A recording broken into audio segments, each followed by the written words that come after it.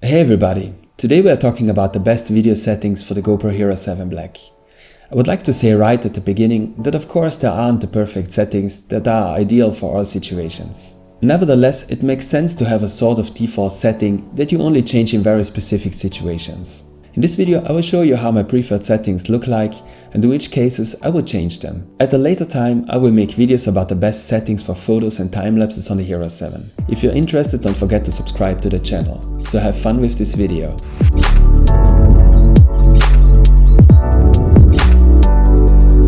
The most important decisions you have to make about the video settings are regarding resolution and frame rate. You should keep in mind that the resolution and the frame rate affect the image stabilization and the field of view, and that the maximum frame rate and therefore your slow motion possibilities depend on the resolution. On the Hero 7, in addition to the generally better hyper-smooth stabilization, there is another decisive improvement compared to the Hero 6, and that is that 4K with 60 frames per second are now stabilized.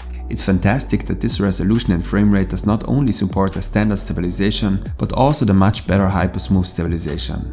So if you want to get the most out of your GoPro, I recommend this resolution and frame rate. 4K because the GoPro delivers by far the best image quality, and 60 frames per second because this frame rate gives you great flexibility for editing. You get absolutely smooth, fluid and realistic looking footage. If you render your project in 24 frames per second, you can create a 40% slow motion, and this in 4K. For all these reasons, I use 4K and 60 FPS as my preferred resolution and frame rate on the Hero 7. In the following situations, however, I would choose different settings. Your PC is not able to handle the HEVC codec. 4K 60 are recorded in HEVC. This codec is much more efficient than the common H.264 codec, but it also requires enough CPU power. Although the codec is now supported by most operating systems, you can usually only view and edit videos smoothly if also your hardware supports the codec. This is the case for most hardware, which was introduced from about 2015 or 2016. You shoot in low light conditions. In these cases a low frame rate is always recommended, for example 24 frames per second or at most 30 frames per second. This way a longer shutter speed is possible and the sensor can get more light. You want to use the fields of view linear or super view. In the case of linear, the barrel distortion of the fisheye lens is removed from the camera. To remove the distortion, it is necessary to apply a crop. Linear is therefore not supported in 4K. So if you want to use linear, you have to record in 2.7K. In the case of super view, a 4:3 image is stretched on the sides to obtain a 16:9 image. This increases the field of view at the top and bottom. This is very useful for POV shots. Super view is available in 4K, but not at 60 FPS. Therefore you would have to reduce the frame rate to 30 frames per second for super view. Personally, in most cases I can do without linear and super view. But of course everyone has to decide for himself. You want to create a super slow motion of 20% or less. For this you need a higher frame rate, 120 or 240 frames per second, which are not available in 4K. The Hero 7 supports 120 FPS in 2.7K just like the Hero 6. Unfortunately 2.7K 120 are not stabilized. Therefore I recommend 1080-120 for super slow motion recordings. Now we come to the field of view. Personally, I like the standard field of view wide of the GoPro. I think that the wide field of view is a peculiarity of the GoPro and that it creates a special and immersive look. And as you can see here, only this field of view is available in 4K 60. As mentioned before, for linear and super view you have to choose a different resolution or frame rate. In order to make the best possible recordings with your GoPro, you should now activate ProTune. I have already made a very detailed video about ProTune. If you would like to get to know more about this topic, I recommend that you watch this video. Today I will briefly show you my ProTune settings and explain why I make these settings. Shutter.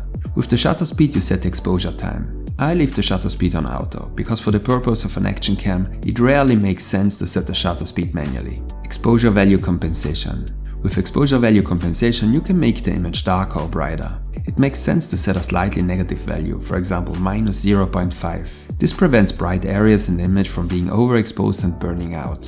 White balance. Here you can adjust how cool or warm your images should look. Apart from certain creative decisions, the white balance should always be set so that white really looks white. The automatic does it quite well actually. That's why I usually leave this setting at auto. However, when taking long shots, the camera may change the white balance for no apparent reason. That's why the native setting is recommended for longer shots. However, you will have to correct and adjust the color of the image later on. ISO minimum and ISO maximum. Here you can set how sensitive the sensor should react to light. In general, you need a higher ISO value in low light conditions. However, the image quality of the GoPro drops considerably with higher ISO values. Therefore I fix ISO max at 400 and leave ISO minimum at 100. Sharpness. If you leave the sharpness at high, the camera will add artificial sharpness to the image. The image then looks extremely sharp and may look good at first glance. However, the image doesn't look very cinematic. It also creates artifacts. If you don't want to edit your videos, I recommend sharpness medium. If you want to edit your videos, you can also set the sharpness to low and add some sharpness in post if necessary. Color. I set the color to flat. This creates a flat color profile that gives me the most flexibility in post. If you don't want to edit your videos, set it to GoPro. Raw audio. If you enable this feature, the camera will create an additional audio file for editing. Since I don't care, I leave raw audio off. Mics. This feature was included in ProTune on the Hero 7.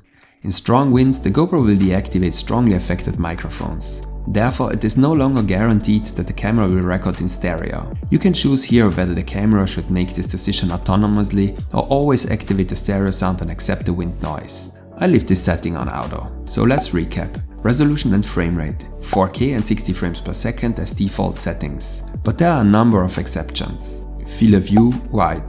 ProTune on. Shutter auto. Exposure value compensation -0.5. White balance auto. Native for longer shots. ISO minimum 100, ISO maximum 400. Sharpness medium or low when editing your videos. Color flat. Raw audio off. Mics auto. I hope the video was helpful for you. If you're interested in accessories for the Hero 7, check out the links in the video description. Support me with a like, subscribe for more tutorials, and see you next time.